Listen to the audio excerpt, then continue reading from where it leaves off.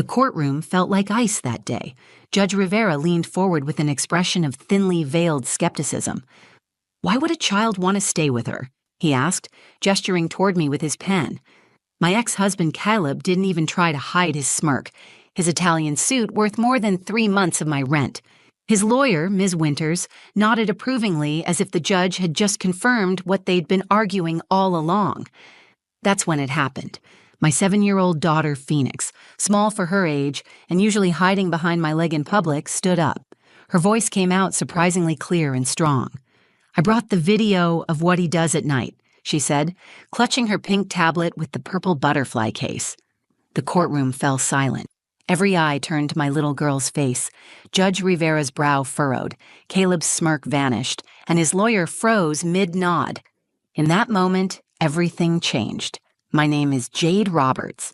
6 months ago, I was just a night shift nurse at Mercy General, raising Phoenix on my own after Caleb walked out when she was barely 2.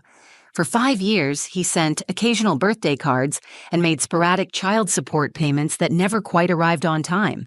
Phoenix and I built our life without him. Weekend trips to the Children's Museum, bedtime stories where she'd insist on making up the endings, and our tradition of Sunday morning pancakes shaped like whatever animal she requested. "Mommy, the elephant's trunk looks like a noodle." Phoenix would giggle, her missing front teeth making her smile even more precious. Then everything changed when Caleb's tech company went public. Suddenly, he wanted to be involved. At first, it was just dinner once a month, then weekend visits. Then came the custody papers claiming I was negligent and emotionally unstable. "This is bullshit," my neighbor Elena said when I showed her the papers, her hands trembling more than mine. "He can't just waltz back in after all these years." But he could. And he did. With his new wife, Diane, standing adoringly by his side, Caleb painted a picture of himself as the concerned father, worried about his daughter living in our modest 2-bedroom apartment while I worked night shifts to keep us afloat. "Phoenix deserves stability," he told the judge during our first hearing, "a proper home with parents who are present, not shuffled between babysitters while her mother sleeps all day." What the court didn't see was Phoenix's face when she returned from her first weekend at Caleb's mansion in Brookhaven. The way she clutched her stuffed rabbit like it might be taken away. How she burst into tears when I asked her if she had fun at Daddy's big house, something that had never happened before. "I don't want to go back, Mommy," she whispered against my shoulder that night. "Mr. Bear doesn't like it there." I knew then something was wrong. I just didn't know how wrong until the day my little girl stood up in court and changed everything. The custody battle intensified faster than I could have imagined. What started as Caleb requesting alternate weekends transformed into a full-blown petition for primary custody. His lawyer, Ms. Winters, came armed with detailed affidavits and financial statements at every hearing. Ms. Roberts works 3 12-hour night shifts weekly at Mercy General, she stated to Judge Rivera. During these periods, Phoenix is passed between various caregivers, creating an unstable environment for a child her age. What she deliberately omitted was that those various caregivers were Elena, my neighbor of 5 years who Phoenix adored, and my sister Mia, who lived 20 minutes away. People who loved Phoenix who had been in her life since birth. The court-appointed evaluator visited my apartment on a Tuesday afternoon. Her eyes lingered on the water stain in the hallway ceiling, the mismatched furniture, the stack of medical textbooks beside my bed as I worked toward my nursing practitioner license. She made notes about the size of Phoenix's bedroom, though she failed to comment on the hand-painted solar system I'd created on her ceiling, or the reading nook we'd built together from an old bookshelf. "You work nights?" she asked, her tone making it sound like an accusation rather than a question. "It's the shift with the highest pay differential," I explained. "I'm home when Phoenix gets out of school. We have dinner together every night before I leave." The evaluator just nodded and wrote something down. Meanwhile, Caleb presented himself as Father of the Year material. His lawyer submitted photos of Phoenix's room in his Brookhaven mansion, a princess-themed space with custom furniture and a closet full of clothes with tags still attached. They talked about the private school she could attend, the swimming lessons, the French tutor. "It's in the child's best interest to live in an environment where her potential can be fully realized," Ms. Winters argued. After each court appearance, I'd drive home with my hands shaking on the steering wheel. Elena would be waiting with Phoenix, usually coloring or playing with sidewalk chalk in our small concrete patio. "How'd it go?" Elena would ask quietly while Phoenix was distracted. I couldn't even answer most days. The changes in Phoenix became impossible to ignore after her third weekend at Caleb's. She started having nightmares, waking up crying for me. She developed a habit of hiding her favorite toys before leaving for his house. "Why are you putting Mr. Bear in the laundry hamper, sweetie?" I asked one Friday afternoon. "So he's safe until I come back," she whispered, not meeting my eyes. When I picked her up on Sunday evenings, Diane would hand her over with a tight smile. "She was very difficult this weekend," she'd say within Phoenix's earshot.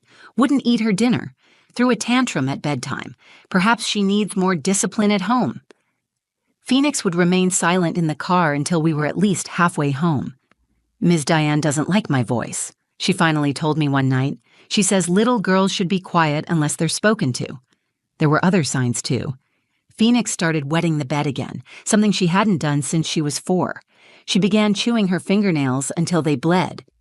Her first-grade teacher, Mrs. Kennedy, called me for a conference. "Phoenix seems withdrawn lately," she explained, showing me artwork my daughter had created during free time. The once colorful pictures were now mostly dark scribbles. "Is everything okay at home?" "We're going through some changes," I said carefully. "Her father is back in the picture." Mrs. Kennedy's expression softened. "She mentioned that.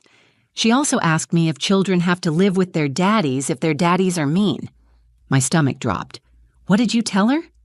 "That children should live where they feel safe and loved," Mrs. Kennedy replied. "I think you should know that yesterday during recess, she was sitting alone. When I approached, she was rehearsing what sounded like court testimony." That night, after Phoenix fell asleep, I called my sister Mia in tears. "I'm going to lose her, aren't I? How do I fight someone with his resources?" "You fight with the truth," Mia said firmly. "Whatever is happening at Caleb's house, we need to find out." What I didn't know then was that Phoenix had already started gathering evidence in her own 7-year-old way. The truth was coming, and it would silence everyone who had tried to silence her. I knew something was very wrong when Phoenix came home from Caleb's with a small bruise on her wrist. It was Sunday evening, just after dinner time, and her eyes were puffy from crying. "What happened to your arm, sweetie?" I asked, kneeling down to examine the purplish mark. Phoenix pulled her sleeve down quickly. "I fell," she mumbled, but wouldn't meet my eyes. That night, after her bath, I noticed she was unusually quiet while I brushed her hair. Normally, this was our special time for silly stories and giggles. "Phoenix, you know you can tell me anything, right?" I said, meeting her eyes in the mirror. "Anything at all." She nodded slowly, then turned to face me. "Mommy, is it bad to take videos of people without asking?" My heart skipped. "Well, that depends. Why do you ask?" Phoenix's lower lip trembled. "I did something that might make Daddy really mad." She reached under her pillow and pulled out the pink tablet, the one Caleb had given her for educational games. With small, careful fingers, she opened a hidden folder labeled Homework Pictures. "I pretended to be asleep," she whispered. But I wasn't. The video was dark and slightly tilted, clearly recorded by a child trying to keep the tablet hidden. But the audio was unmistakable. Caleb's voice, low and menacing. "You need to tell the judge your mother leaves you alone. Say you're scared when she works nights." "But that's not true," Phoenix's small voice responded, the sound of something slamming, a door or perhaps a hand on a table. "I don't care. Do you want to live in that dump forever? Your mother is a nobody." Diane's voice joined in. "Just coach her better, Caleb." "She's 7, for God's sake. She'll say whatever we tell her to. Not if she keeps talking about wanting her mother." I watched 3 videos, each worse than the last. In the final one, Caleb could be seen pacing, ranting about me, while Diane sat at a vanity applying night cream. "Phoenix is our ticket to destroying Jade," he said. "Once we get custody, we can move to the San Francisco office and leave all this behind." "What about Phoenix?" Diane asked casually. "There are excellent boarding schools in Switzerland," Caleb replied. "Problem solved." When the videos ended, I pulled Phoenix into my arms, feeling her small body trembling against mine. "I'm sorry, Mommy," she sobbed. "I know I'm not supposed to record people." No, sweetheart, I whispered into her hair. You did exactly the right thing. The next morning, I called in sick to work and made 2 crucial phone calls. The first was to my sister Mia. I need a lawyer, I said. Not just any lawyer, someone who will fight like hell. An hour later, I was sitting across from Rachel Okafor, a family court attorney Elena had recommended. I'd expected someone older, but Rachel's youthful energy was matched by the fierce intelligence in her eyes. "Let me see the videos," she said after I explained the situation. Rachel watched silently, taking notes, her expression growing darker with each passing minute. In most states, recordings made by a child in their own home may be admissible, especially when documenting potential emotional abuse, she said finally. But we need to approach this carefully. The judge might view this as you manipulating Phoenix. I didn't know anything about the videos until last night, I insisted. Rachel nodded. I believe you, and I think Judge Rivera will too. But we need to prepare Phoenix. If we use these videos, she may need to answer questions about them. She's only 7, I protested. Exactly why this evidence is so powerful, Rachel replied. No 7-year-old should have to resort to secretly recording their parent to be heard. Phoenix made these recordings on her own because she was scared. That speaks volumes. That evening, Phoenix and I sat at our kitchen table, sharing hot chocolate as I tried to explain what would happen next. The videos you took might help us in court, I said gently, but that means the judge might ask you some questions about them. Phoenix stirred her marshmallows thoughtfully. Will Daddy be there? Yes, but he can't hurt you. I'll be there too, and Rachel.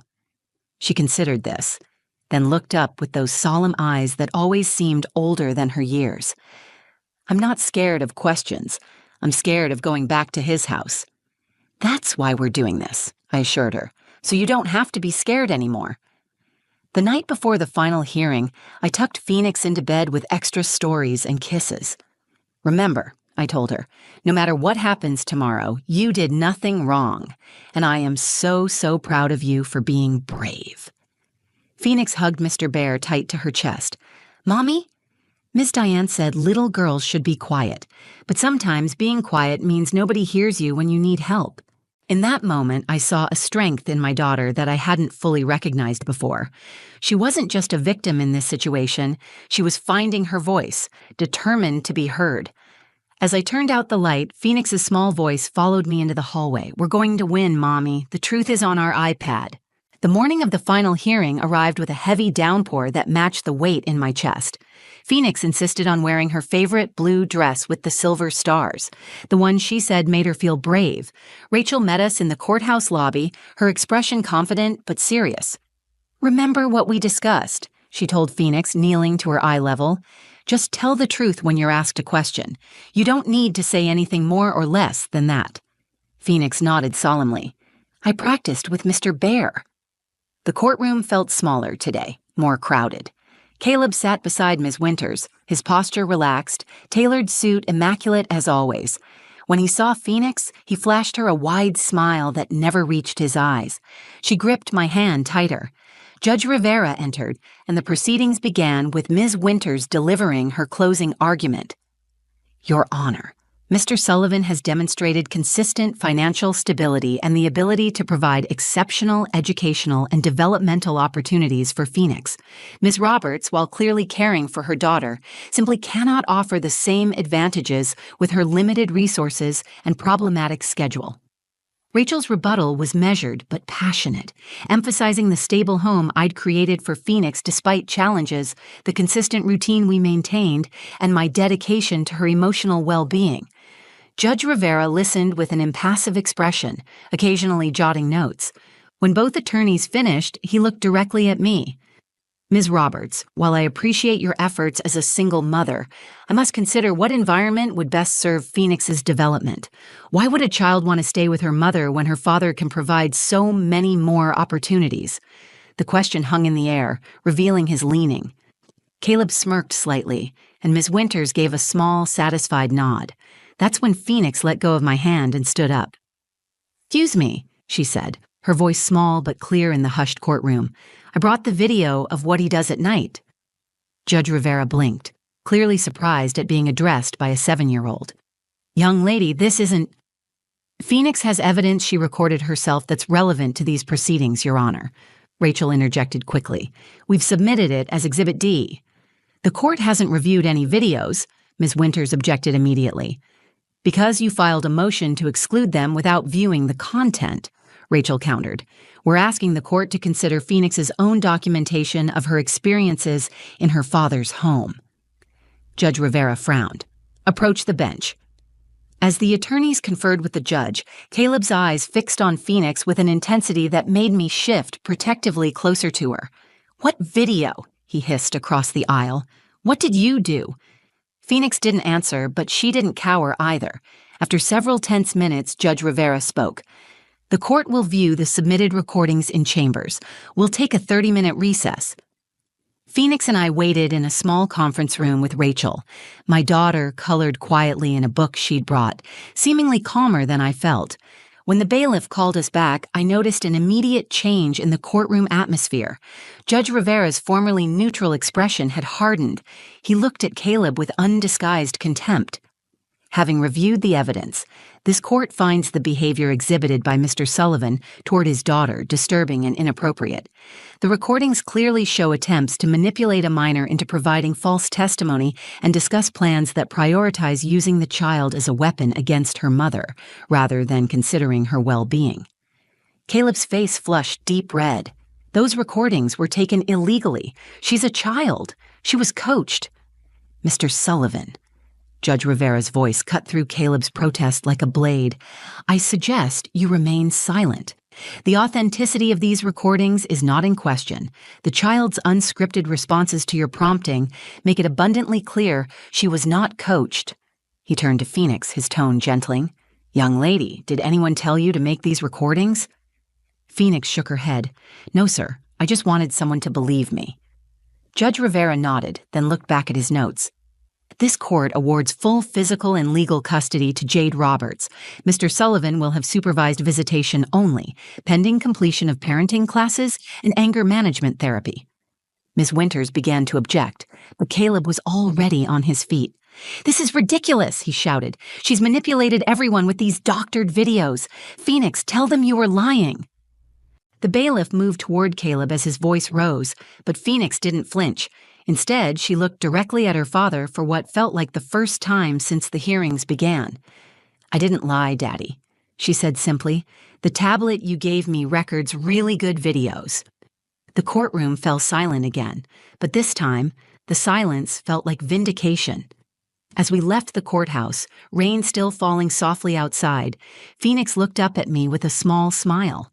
Can we have pancakes for dinner? She asked, as if we hadn't just been through one of the most intense experiences of our lives. I laughed, feeling lighter than I had in months. We can have pancakes for breakfast, lunch, and dinner if you want. Phoenix slipped her small hand into mine. I just want to go home. Home. The place where she felt safe. The place where she was heard. The simple truth that had finally silenced all the noise. 2 months after the final hearing, Phoenix and I settled into a new rhythm.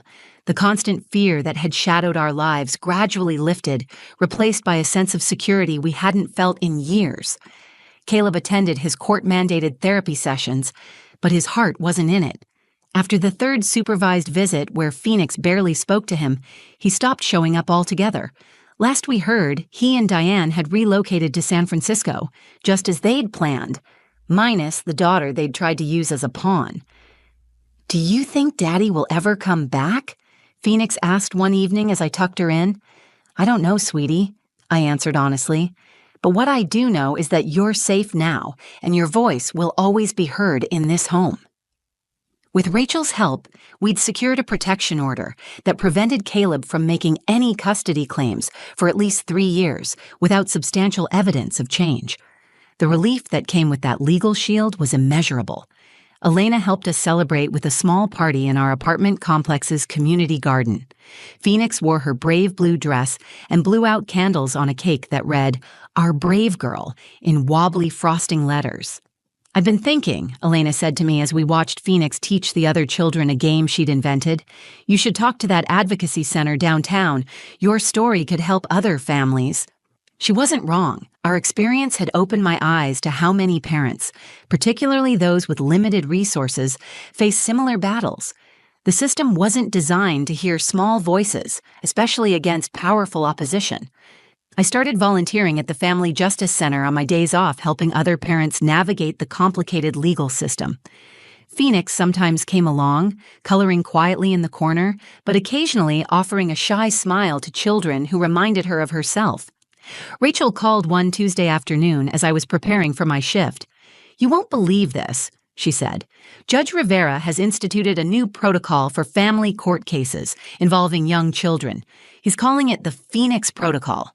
It ensures children have safe ways to document their experiences in contested custody cases." I glanced at Phoenix, who was setting up her stuffed animals for a tea party on our living room floor. She'd stopped having nightmares. The bedwetting had ceased. Her first-grade teacher reported she was participating in class discussions again, her artwork once more filled with bright colors. "You know," I told Rachel, "Phoenix asked me last night if what happened in court made us famous." Rachel laughed. "What did you tell her?" "I said we weren't famous, but we were heard, and sometimes that's more important." My sister Mia helped me enroll in day classes to finish my nurse practitioner degree, watching Phoenix on the weekends. The schedule was still challenging, but the absence of constant custody battles made everything more manageable. One Sunday evening, while Phoenix and I made our traditional pancakes for dinner, she suddenly looked up from the batter she was stirring. "Mommy, remember when the judge asked why I would want to stay with you instead of Daddy?" I nodded, the memory still sharp despite the months that had passed. "I know I showed the videos instead of answering," she continued thoughtfully, "but I know the real answer now." "What's that, sweetheart?" She smiled, a gap where her two front teeth had recently fallen out. "Because you listened when I was quiet, and you believed me when I finally spoke up." I pulled her into a hug, pancake batter forgotten. In that moment, I understood the most powerful lesson from our ordeal. Truth has its own voice, sometimes a small one, sometimes hidden, but always waiting to be heard. And when that voice finally breaks through, no amount of money, power, or manipulation can silence it again. Phoenix went back to stirring the batter, humming softly to herself. She was just a child again, not a witness, not a victim, not a pawn in someone else's game. That night, as I passed her bedroom on my way to the kitchen, I overheard her talking to Mr. Bear.